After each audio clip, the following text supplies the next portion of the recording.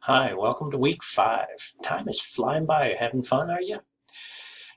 Today we're going to talk about this week. You're going to take the second half of chapter 3. Talk about big data. So I've posted the PowerPoint slides for just the big data section of chapter 3. You've got the Quizlet link for all the terms. Now I've added all of the chapter 3 terms in this link, so you should be fine.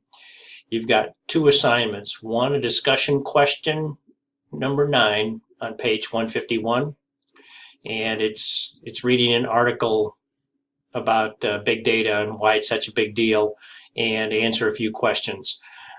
Not a paper, not anything big, just answer the questions, and then the reflection journal.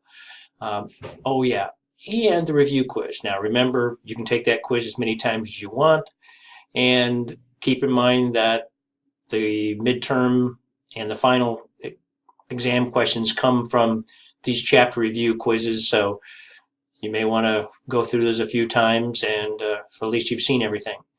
Hopefully that helps, and if you have any questions, my office hours are posted on the syllabus, and I'll talk to you later. Bye-bye.